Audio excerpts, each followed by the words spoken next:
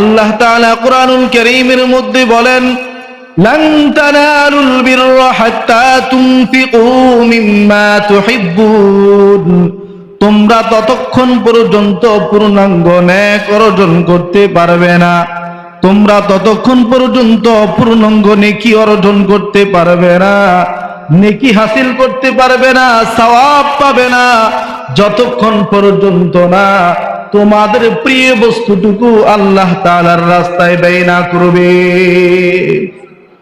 হযরত আবু তালহা রাদিয়াল্লাহু তাআলা আনহু একজন আনসারী সাহাবী ছিলেন।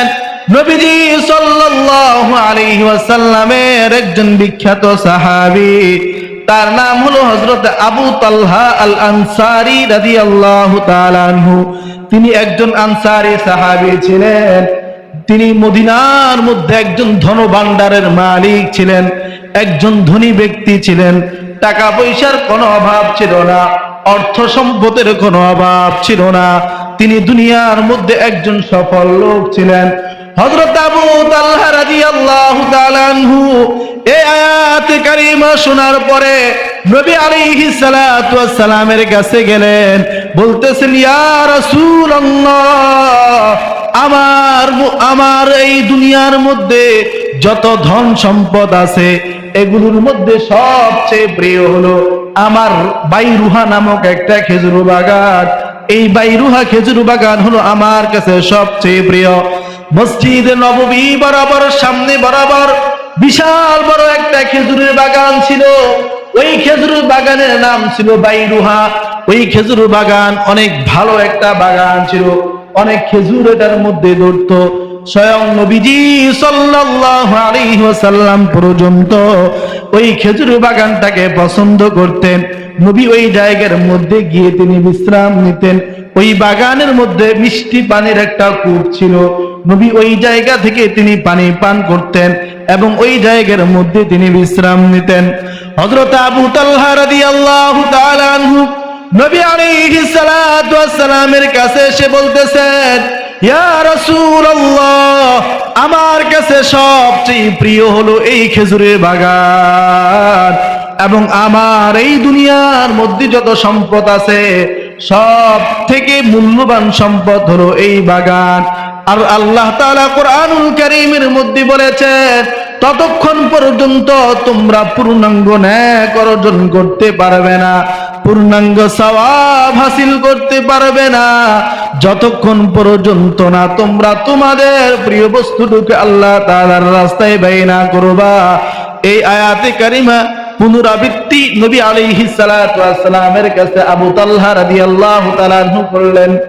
তিনি বলতেছেন, ইয়া রাসূলুল্লাহ, আল্লাহ তাআলা আপনাকে যেইভাবে নির্দেশ প্রদান করেন আমি ওইভাবে এই বাগানটুকু আল্লাহ তাআলার রাস্তায় ব্যয় করতে চাই, আমি আল্লাহ তাআলার রাস্তায় ব্যয় করে দেব। নবী আলাইহিস সালাতু ওয়াস সালাম বললেন, ঠিক আছে, তুমি যেহেতু এই বাগানটুকু আল্লাহ তাআলার রাস্তায় ব্যয় করে দিবা, তবে তোমার আত্মীয় স্বজনদের মধ্যে তুমি এটাকে দান করে দাও। পরবর্তীতে আবু তালহা রাদিয়াল্লাহু তাআলা আনহু নবী আলাইহিস সালাতু ওয়াস সালামের পরামর্শক্রমে তিনি এটা তার চাচাতো ভাই চাচাতো বোনের মধ্যে তিনি এটা দান করে দিলেন, আত্মীয় স্বজনের মধ্যে তিনি দান করে দিলেন। ও মুসলমান ভাইরা আমার, ঘটনা বলার উদ্দেশ্য হলো এই, তিনি ছিলেন একজন সাহাবী। আর সাহাবীদের ব্যাপারে নবী বলেন, আল্লাহ তাআলা বলেন, আমি আল্লাহ তাআলা তোমাদের উপরে সন্তুষ্ট, এবং সাহাবায়ে কেরামও আল্লাহ তাআলার উপরে সন্তুষ্ট, এবং দুনিয়ার যত সাহাবী আছে সমস্ত সাহাবীরা হলো বেহেশতবাসী, সমস্ত সাহাবায়ে কেরামরা হলেন জান্নাতি।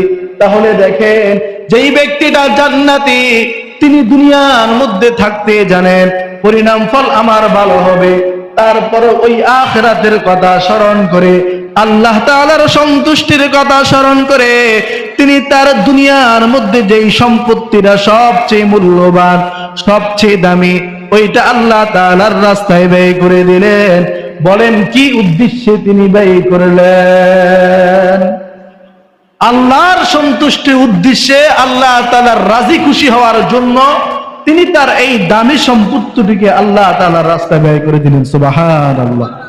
মুসলমান ভাইরা আমার, আমার কাছে মহামূল্যবান সম্পদ হতে পারে আমার সময়, আমার কাছে মহামূল্যবান সম্পদ হতে পারে আমার মেধা, আমার কাছে মহামূল্যবান সময় হতে পারে আমার অর্থ টাকা পয়সা, আমার কাছে মহামূল্যবান সম্পদ হতে পারে জায়গা জমি।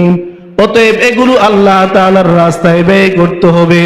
কোথাও মাহফিলের আয়োজন করা হলো, আপনার উপস্থিতি ওই জায়গার মধ্যে কামনা করা হলো, আপনারা যদি ওই জায়গার মধ্যে যান তাহলে আয়োজকদের আয়োজন করাটা সার্থক হবে। হেদায়েতি কিছু আলাপ আলোচনা শুনতে পারবেন, বক্তা আলাপ আলোচনা করতে পারবেন, আপনারা শুনতে পারবেন। এই সময়ের মধ্যে আপনার কাছে সবচেয়ে মহামূল্যবান সম্পদ হলো সময়। আপনি ওই জায়গার মধ্যে আপনি সময়ে ব্যয় করবেন। একজন ব্যক্তি আপনার কাছে পরামর্শের জন্য আসলো, এসে বলতেছে আমাকে সঠিক একটা পরামর্শ দিবেন, আর আল্লাহ তাআলা আপনাকে গুণ দান করলেন ভালো পরামর্শ দেওয়ার, আল্লাহ তাআলা ভালো মেধা দান করলেন, ওই ব্যক্তিটাকে আপনি ভালো একটা পরামর্শ দিলেন, এটা হলো আপনার কাছে মূল্যবান সম্পদ, ওইটা আপনি ব্যয় করে দিলেন। দুনিয়ার মানুষ আপনার কাছে কিছু টাকা চেয়েছে, ওইটা আপনার কাছে সবচেয়ে প্রিয়, আপনি ওইটা তাকে দান করে দিলেন। মসজিদ মাদ্রাসার জন্য, অথবা এতিম মানুষদের থাকার জন্য, অথবা একজন নবমুসলিম সে বাড়িঘর করবে, জায়গার প্রয়োজন, আর ওই জায়গাটা আপনার কাছে সবচেয়ে প্রিয়, আপনি তাকে দান করলেন। বলেন এই যে সময়টুকু, এই যে মেধাটুকু, এই যে টাকাগুলো, এই যে জায়গাটুকু আপনি আল্লাহ তাআলার রাস্তায় ব্যয় করলেন, পরিণাম ফলাফল কি হবে? ফলাফল এই দাঁড়াবে, দুনিয়ার এই সময়গুলো, দুনিয়ার এই মহামূল্যবান বিষয়গুলো আমি ব্যয় করলাম, আর আল্লাহ তাআলা সন্তুষ্টি আমি অর্জন করে নিলাম। মুসলমান ভাইরা আমার, এই জন্য আমাদেরকে দান করতে হবে, এই জন্য আমাদের সময়কে বিনিয়োগ করতে হবে।